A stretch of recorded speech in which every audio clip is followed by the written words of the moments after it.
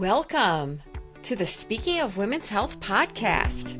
I'm your host, Dr. Holly Thacker, the Executive Director of Speaking of Women's Health, and I'm back in the Sunflower House for a new episode of the Speaking of Women's Health podcast. And it's September 2025, and September is Ovarian Cancer Awareness Month. Cancer of the ovary strikes fear into most all women, and it's actually the second most common gynecologic malignancy. And when found in an early stage, it can be cured up to 90 to 95% of the time. I have many ovarian cancer survivors in my practice. Your risk of ovarian cancer gets higher if there is a family history, like in a mother or a sister or even a daughter.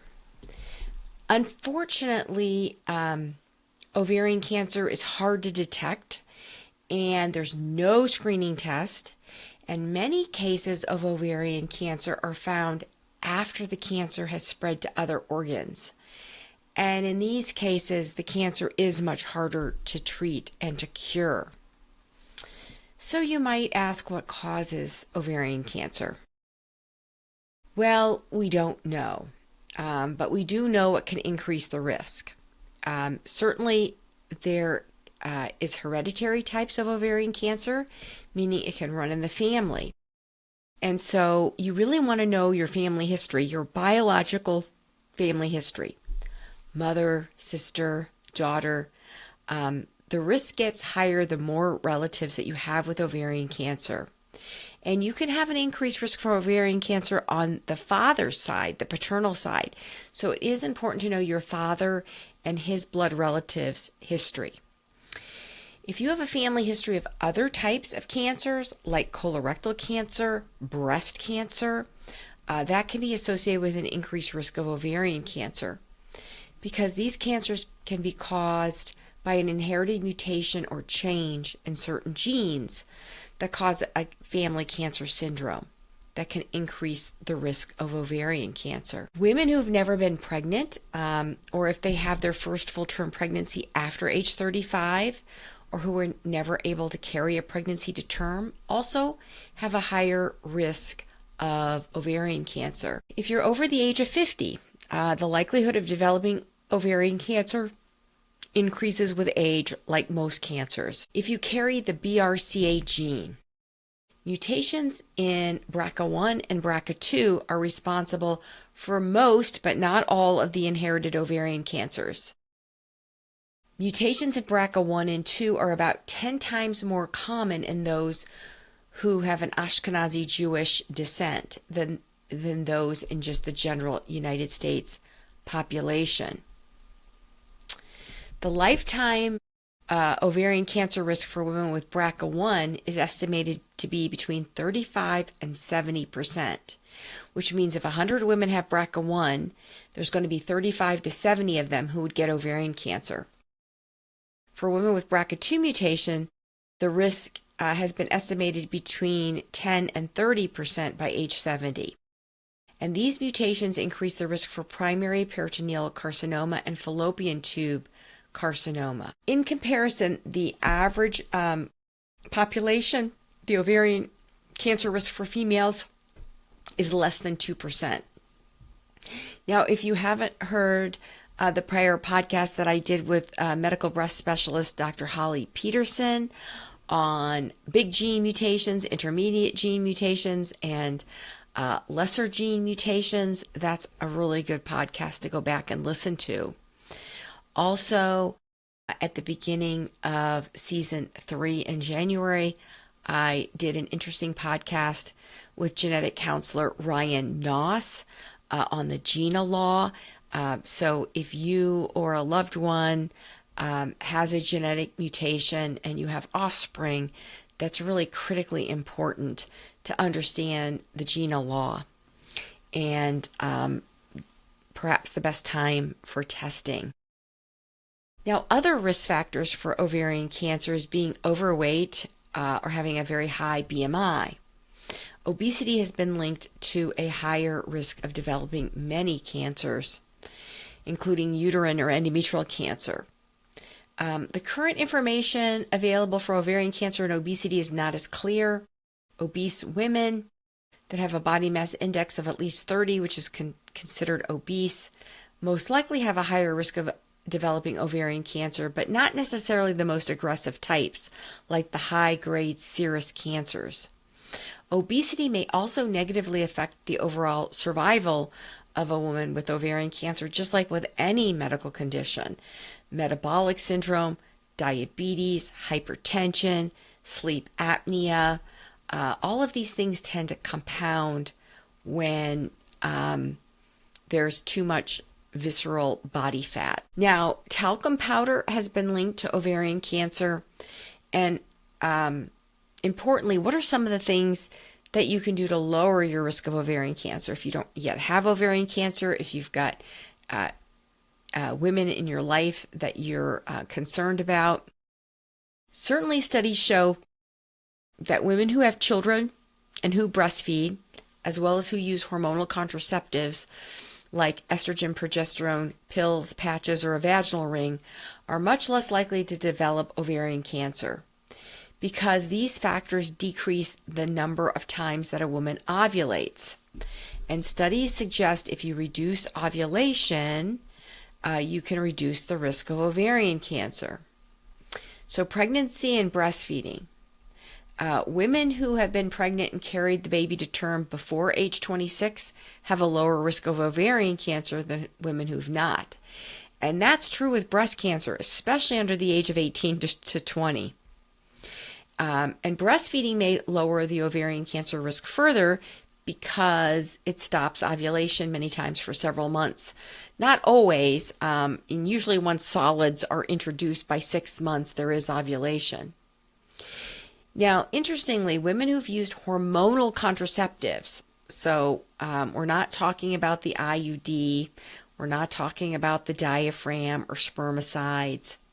We're talking about using something that has an estrogen and a progestin in it that inhibits ovulation. And this risk is lower the longer the time pills are used, and it continues for several years after the pill is stopped. Now, other forms of birth control like tubal ligation, especially complete removal of the tube, salpingectomy, dramatically reduces the risk of ovarian cancer. In fact, in women at high risk for ovarian cancer, but who are still just a little too young to lose their ovaries, many times they'll undergo complete salpingectomy. Maybe use of certain intrauterine devices may be associated with slightly lower risk of ovarian cancer, but not as consistently, and the data is not as robust as with hormonal contraceptives. So incessant ovulation isn't really what the body was designed to do. Now, if you have a hysterectomy and you remove the uterus, but leave the ovaries but take out the tubes, this also does reduce ovarian cancer. Menopause itself does not cause ovarian cancer, and neither does taking menopausal hormone therapy. Now, what are the symptoms of getting ovarian cancer? Well, early on there may be very few symptoms. The first sign may be a slightly enlarged ovary. The ovaries are located deep within your pelvic cavity, so a lot of times swelling is not noticed until it's more advanced. Women typically seek care when they notice abdominal swelling due to fluid that accumulates in the abdomen. Some women may notice urinary changes, such as increased frequency or discomfort with urination. Now, most urinary frequency and pain with urination is from bladder infections or other bladder problems, but one always has to think about ovarian cancer. Symptoms of more advanced ovarian cancer include a swollen abdomen caused by buildup of fluids produced by the tumor, lower abdominal and leg pain, a sudden weight loss or weight gain, nausea, swelling in the legs, and change in bowel or bladder function. Also, women with ovarian cancer may complain of abdominal bloating, gas, heartburn, intolerance to certain foods, or what we call early satiety, kind of getting filled up a little too fast. When these symptoms occur, many times a tumor has spread outside the ovary. And unfortunately, despite a lot of common urban myths, there is no reliable screening test for ovarian cancer. So we're getting down to how can you protect yourself from getting ovarian cancer.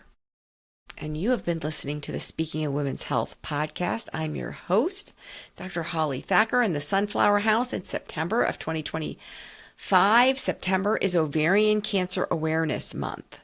And we're talking about how one can protect themselves from ovarian cancer. And it's not easy, but there are steps that you can do to be proactive. Get a regular pelvic exam. If you have any irregular vaginal bleeding or abdominal pain or discharge, you need to bring it to your women's health clinician's attention. You also need to bring it to your healthcare team's attention if there's a close family member, like a mother, sister, or daughter, or grandmother with ovarian cancer. Discuss your risk factors with your physician. Do not use talcum powder on or near the vulva or vagina. Eat a heart-healthy, whole food diet. And if you're not planning pregnancy or breastfeeding, talk to your healthcare clinician about extended use of hormonal contraception to reduce the risk of ovarian cancer. Make sure you tune in to our future podcast with nurse practitioner Dana Leslie, where we're going to talk about how we profile different types of hormonal contraceptives and just contraception in general, depending on the woman's profile. And then if you have the BRCA gene or a strong family history, you may need to be referred for genetic counseling. And even if your genetic counseling is negative, if there is a strong family history of ovarian cancer, you may want to consider removal of the tubes and the ovaries after completing your family after age 40. Removing the ovaries before age 40, even with estrogen therapy, does still confer some increase in neurologic problems. So ideally, we like women to make it to age 40. Now, there is a survival advantage to keeping your ovaries up to age 65, unless there's BRCA gene, diseased ovaries, or a family history of ovarian cancer. And it's kind of an individual decision. And so if a woman is over 65, especially if she knows she's going to take a systemic or vaginal estrogen post hysterectomy and oophorectomy, I usually recommend, if they're in there and you're over 65 or you don't know what your family history is, to go ahead and take the ovaries. But under that age, 65, even if you're in menopause, there's still substances that the ovaries make. So we don't go around just doing ovary removal on all women who are past childbearing. Now, for some women, and also it depends on the family history of the onset of breast and ovarian cancer, but sometimes with BRCA1, it's recommended to even take the ovaries and tubes before the age of 40. Now, if you're going to undergo removal of ovaries and tubes and you're not planning to have in vitro fertilization to carry a pregnancy, I usually will recommend that the uterus be taken out at the same time, because then you can just give estrogen. And estrogen alone reduces breast cancer. Now, it does take a little bit longer surgery. And of course, each case is unique, and you need to speak to your gynecologic oncology surgeon. And this podcast is not medical advice. It's just giving you information to empower you to be strong and be healthy and be in charge. But I have a number of women post ovary and uterus removal. Some of them have had abnormal paps that progress, or fibroids, or adenomyosis, which is the lining of the uterus growing into the muscle. And they already have a diseased uterus and they already know they want to be on hormone therapy. And keeping the uterus in means that we have to use progestin or progesterone or something to prevent any stimulation of the lining of the uterus. And we have to be a lot more stingy with the menopausal hormones. And castrated women, i.e. women who've had their ovaries removed and are castrated and have no estrogen, no ovarian hormones, tend to have more intense menopausal symptoms, particularly if they're younger. And I've even had women who've had benign ovarian tumors removed for struma ovarii, which produce extra androgens, and they never had a hot flash in their life. And then at age 72, after both ovaries are removed, they have terrible hot flashes because the ovarian tumor was producing testosterone, which got converted to estrogen and body fat, so they never were estrogen deficient until they had their ovarian tumors removed. So some ovarian tumors are hormone producing. Many are cancers of varying degrees, some very aggressive, some not as much. And then there is a class of ovarian tumors called dermoid tumors, where the ovary cells differentiate into other types of tissue. There may be cartilage or hair or even teeth in the tumor. And usually these are removed just based on size or bulk symptoms, but sometimes they're observed. So what are the stages of ovarian cancer? If you're diagnosed with ovarian cancer, the first thing the physician usually likes to try to figure out is how far it's gone, if it's spread. This medical term is called staging. The stage of a cancer describes how much cancer is in the body. It helps determine how serious the cancer is, how best to treat it. And doctors also usually use the cancer stage when talking about general survival statistics. So ovarian cancer stages range from stage 1 through 4. As a rule, the lower the number, the less the cancer has spread. And the higher the number, like stage 4, usually means it's spread more and it's metastatic. Although each woman's ovarian cancer experience is unique, cancers with similar stages tend to have similar outlooks and many times are treated in much the same way.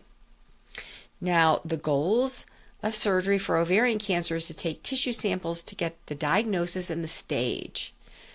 To stage the cancer, samples of tissues are taken from different parts of the pelvis and abdomen and examined in the lab. And the factors to stage or classify ovarian cancer include the size of the tumor, which is T. Has the cancer spread outside the ovary or the fallopian tube? Has the cancer reached nearby pelvic organs like the uterus or bladder? Has the cancer spread to lymph nodes, N? Has the cancer spread in the pelvis or around the aorta, which is the main artery that runs from the heart down through the back of the abdomen and pelvis? These are called para-aortic lymph nodes. And then finally, has there been spread or metastasis to distant sites, which is labeled M? So usually the tumor gets a T, N, and an M rating. Has the cancer spread to around the lungs, which can cause fluid, or to distant organs like the liver or bones? Sometimes if surgery is not possible right away, the cancer will be given a clinical stage instead of anatomic surgical stage. And this is based on the physical exam, the biopsy, and then the imaging test. So moving on to treating ovarian cancer. Most women suspected of having ovarian cancer usually will have a mass on either exam, ultrasound, or CAT scan, which is computed tomography, CT scan. Any woman with a new mass should undergo a preoperative workup, including blood tests for CA-125, and a CAT scan if not previously done. And the main treatments for ovarian cancer usually involve a combination of both surgery and chemotherapy. Chemotherapy is strong medicine given through an intravenous line to help kill the cancer cells. Unfortunately, chemotherapy many times can kill off regular cells, especially fast-growing cells, like in the GI tract, the skin, the hair. Sometimes debulking surgery is performed before chemo, and other times it happens afterwards. So your individual treatment plan depends on a lot of different factors, including your overall health, your personal preferences, whether you want to plan to have children if you haven't had children already. Age alone is not a determining factor, since several studies have shown that older women can tolerate the ovarian cancer treatments just as well. So it's important to discuss all of your treatment options, including goals and side effects, with your team to make the decision that best fits your needs. It's a scary time. It's important to write down your questions and to get answers to anything that you're not sure about. And some people, especially if time permits, may want to seek a second opinion to give them more information and feel more confident about the treatment plan you choose. Many women feel very confident with their expert gynecologic oncologist and want to get right to treatment. Local treatment. Some are local, meaning they treat the tumor without affecting the rest of the body. So local treatments include general pelvic surgery, as well as localized radiation therapy. Surgery for ovarian cancer is complex. In most cases, the surgical treatment involves removal of the uterus, both ovaries, the fallopian tubes, nearby lymph nodes, and the omentum, which is the fatty apron attached to the large intestine. The surgeon will remove as much of the tumor as possible, and this is a medical process known as, quote, debulking. The procedure can be done in the traditional manner through an open incision in the abdomen. In certain cases, it's done laparoscopically through a very small incision using a laparoscope. The ability to perform comprehensive staging and removal of the largest bulk of the tumor has been shown to be best performed by a specialist in gynecologic oncology. So that's someone who's gone through medical school and then an OBGYN residency and then a surgical fellowship in GYN oncology. In young women with low-grade tumors who still want to have children, sometimes only the diseased ovary is removed, with the remaining ovary watched closely for signs of cancer through imaging labs and physical exam. If the tumor has spread throughout the abdominal cavity, women sometimes require removal of part of the intestines to remove as much visible tumor as possible. And removing the intestines, especially if it's the lower ileum, can affect B12 absorption and can come along with other concerns. Systemic treatments. Some of the drugs or medications used to treat ovarian cancer are systemic therapies because they can reach the cancer cells almost anywhere in the body. They can be given by mouth or put directly into the bloodstream. And they may include chemotherapy, hormone therapy, targeted drug therapy, and immunotherapy. Chemotherapy, following surgery, chemotherapy is used to treat cancer cells left behind and the microscopic disease that may be elsewhere in the body. So most women with ovarian cancer will have chemotherapy unless their tumor is so low grade and only occurs within the ovaries with cells that do not look at all aggressive or worrisome under the microscope. Typically, 2 drugs are given in combination, and the most common approach is to give carboplatin and Paxlovid intravenously every 3 weeks for 6 to 8 treatments. So that can be 24 weeks. Or almost 6 months. Many times a port is inserted so that the veins aren't used up, and that can be accessed right through the port. So there's a lot of innovations in both surgery and chemotherapy that our Cleveland Clinic, OBGYN Institute, and our gynecologic oncologist team offers. Now, egg freezing may be considered because it can extend fertility. So when young women are facing life-saving but fertility-damaging treatment for cancer, that's not just of the ovary, but also breast, colon cancer, or other common ones. To rapidly freeze eggs and preserve the egg for future use can be done much the way that men bank sperm. Egg freezing is a spin-off of in vitro fertilization. Now, before starting chemotherapy, patients are given fertility shots to increase their production of eggs, and the eggs are retrieved or harvested as if they were undergoing IVF. So sometimes if the woman does not have a partner, the eggs can be frozen rather than being fertilized. But if there is a partner, it's always much more ideal to fertilize those eggs and freeze the embryos, as the defrost and viability rate is much higher with frozen embryos than frozen eggs. Early detection. Being able to find ovarian cancer early could certainly help our cure rates. So this is an intense area of research. One method being tested is looking at the pattern of proteins in the blood called proteomics to see if we can find proteins that may tip us off to this. What's new in ovarian cancer research? Scientists continue to study the genes responsible for familial ovarian cancer, and the research is beginning to yield clues about how these genes normally work and how disrupting their action can lead to cancer. This information eventually is expected to lead to new drugs for preventing or treating familial ovarian cancer.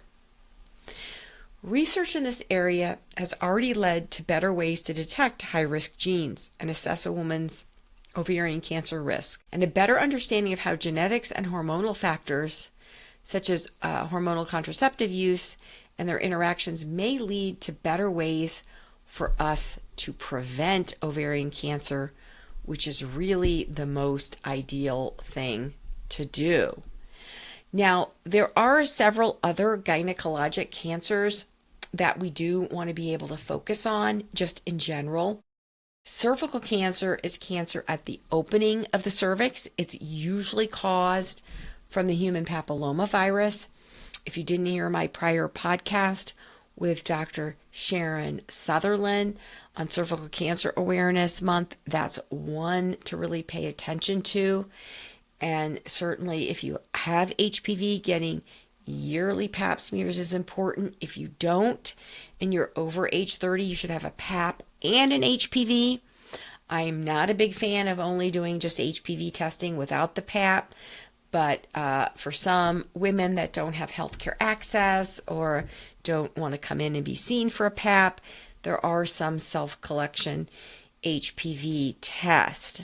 Now, a lot of women are told they don't need one for every 5 years. I think that's a little bit long, and I think ideally to do a pap every 3 to 4 years as opposed to waiting to 5, because I see otherwise responsible women in my practice all the time who 5 years somehow has become 7 years. It's really, really ridiculous. And it is very treatable, especially if caught early. And endometrial or uterine cancer is another cancer that is potentially completely curable if caught early.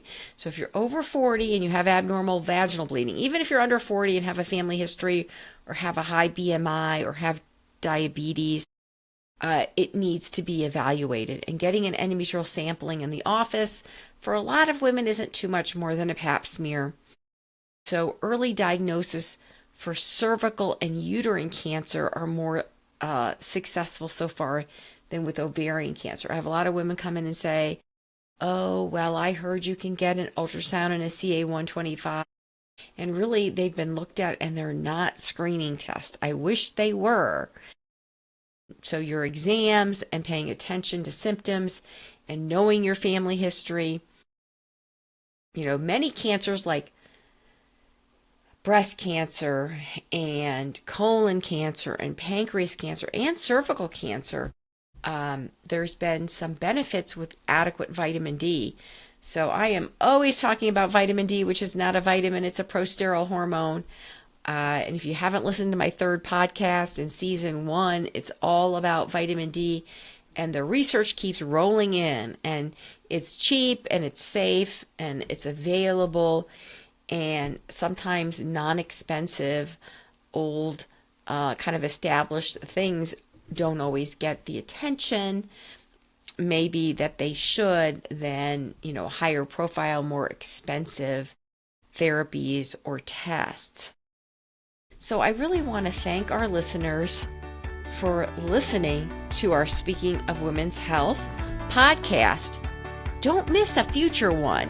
So be sure to hit subscribe or follow wherever you listen to podcasts.